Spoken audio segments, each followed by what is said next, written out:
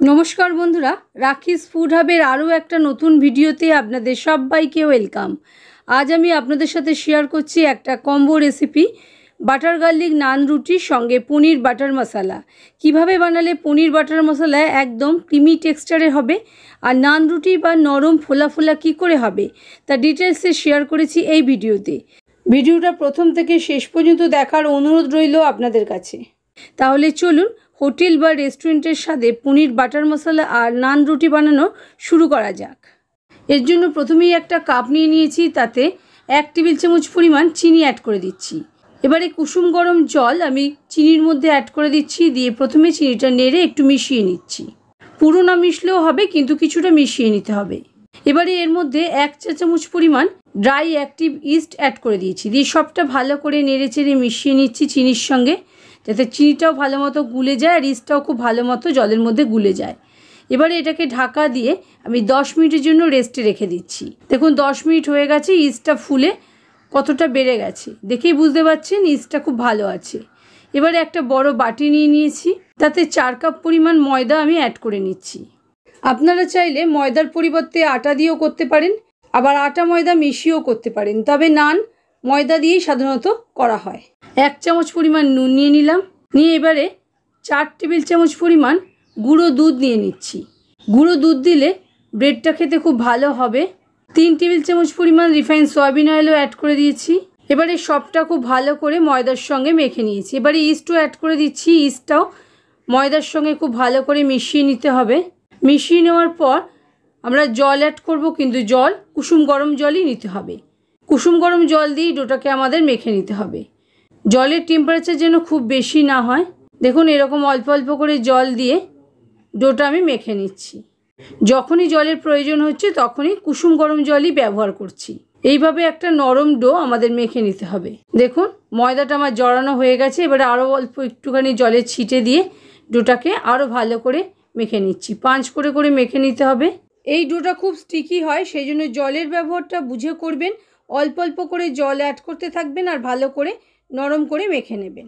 এবারে অল্প করে তেলও দিয়ে দিলাম, তেল দিয়ে আবারও ডোটাকে একটু মেখে নিচ্ছি। খুব ভালো করে মাখা হয়ে গেছে। এবারে অল্প একটু তেল দিয়ে মাখিয়ে নিয়ে ঢাকা দিয়ে এটাকে ঘন্টা 2-এর জন্য রেস্টে রেখে দেবো।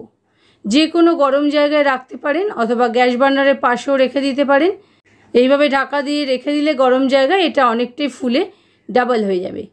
2 ঘন্টা পর ডাবল হওয়ার পর এটাকে নিয়ে আসবো, আমি আপনাদের দেখাবো কতটা ফুলেছে। এটা এই রকম নরম করে যদি না মাখেন তাহলে কিন্তু নান রুটি ভালো হবে না আর ফুলবেও না।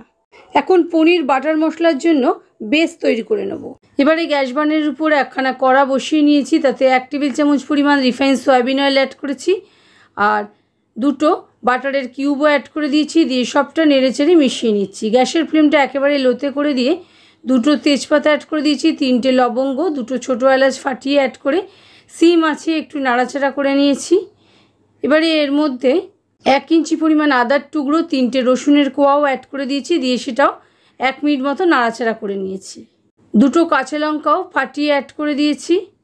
একটা মিডিয়াম সাইজের পেঁয়াজ, সেটাকে স্লাইস করে নিয়ে অ্যাড করে দিয়েছি। গ্যাসের ফ্লেমটা কিন্তু লোতেই রেখেছি। এগুলোকে আমরা ভাজবো না, এগুলোকে একটু সেদ্ধ করে নিতে হবে। তার আগে হালকা করে একটু ভেজে নিচ্ছি। দেখুন এরকম নাড়াচাড়া করে পেঁয়াজের কালারটা যখন ট্রান্সলুসেন্ট হয়ে যাবে সেই পর্যায়ে 1 মুঠো পরিমাণ কাজু বাদাম আমি অ্যাড করে দিয়েছি, দিয়ে আবারও একটু নাড়াচাড়া করে নিচ্ছি।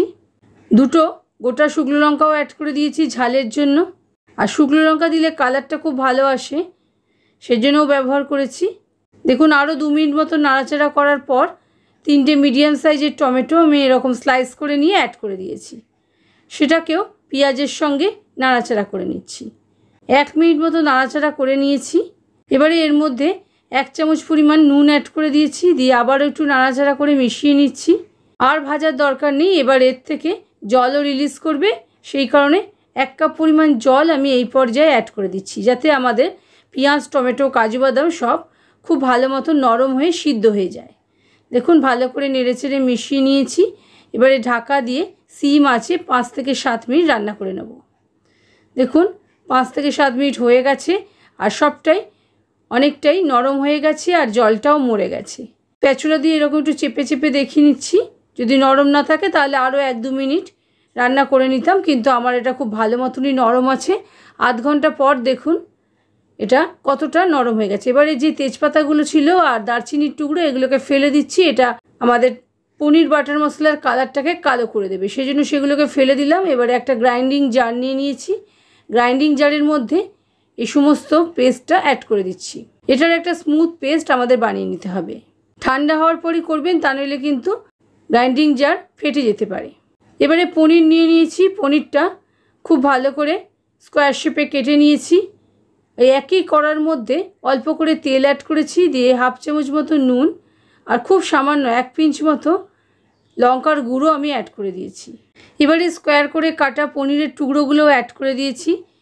এক পিঠ একটু ভাজা হওয়ার পর উল্টে পাল্টে 2 পিঠই হালকা করে ভাজা ভাজা করে নিয়েছি।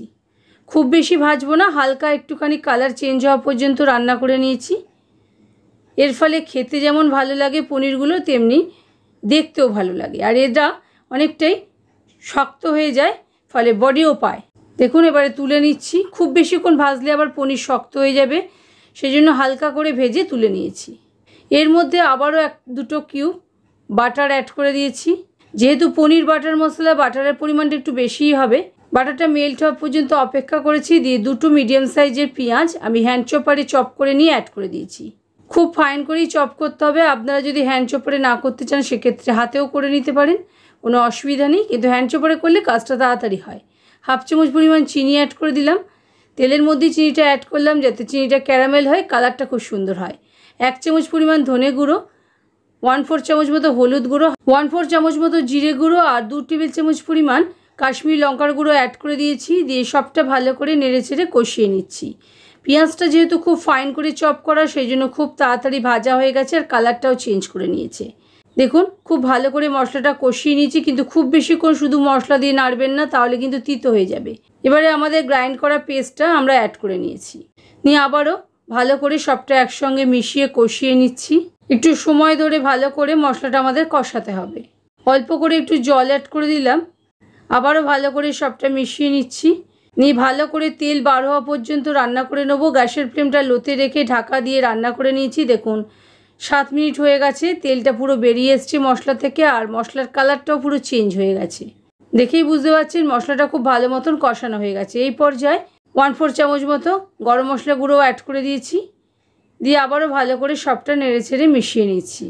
ঢাকা দিয়ে আবারও 2-3 মিনিট রান্না করে নিয়েছি। দেখুন মশলাটা খুব ভালো মতনই কষে গেছে, পুরো একদম ছেড়ে গেছে আর এক জায়গায় ছোট হয়ে গেছে। এই পর্যায়ে 2 টেবিল চামচ পরিমাণ ফ্রেশ ক্রিমও অ্যাড করে দিয়েছি। সেটাকে অ্যাড করে দিয়ে আবারও ভালো করে সবটা মিশিয়ে নিচ্ছি। আপনারা চাইলে ক্রিমের পরিবর্তে ঘরে দুধের উপর যে মালাই পড়ে সেটাকেও অ্যাড করতে পারেন। এবারে 1 কাপ পরিমাণ গরম জল আমি অ্যাড করে দিয়েছি। দিয়ে ভালো করে সবটা মিশিয়ে নিয়েছি। এটা একটু ঘন ঘনই হয়, সেই জন্য খুব বেশি জল অ্যাড করলাম না। ঢাকা দিয়ে 5 থেকে 7 মিনিট রান্না করে নিয়েছি।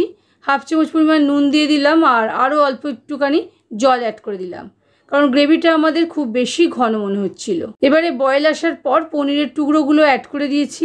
অল্প করে একটু ড্রাই রোস্টেড কসুরি মেথিও অ্যাড করে দিলাম।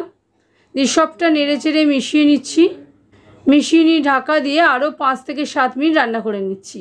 ঢাকা খুলে নিয়েছি আর মশলা থেকে আবারও তেল বের হয়ে গেছে। আমাদের পনির বাটার মশলা একেবারেই রেডি হয়ে গেছে।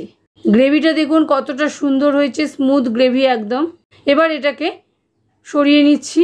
বন্ধুরা আমি এখানে আপনাদের জানিয়ে রাখি, আমার চ্যানেলে আরও অনেক রকমেরই পনিরের রেসিপি শেয়ার করা রয়েছে।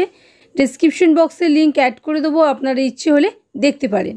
দেখুন বন্ধুরা 2 ঘন্টা পর কতটা ফুলে গেছে আর কত এয়ার পকেট হয়েছে।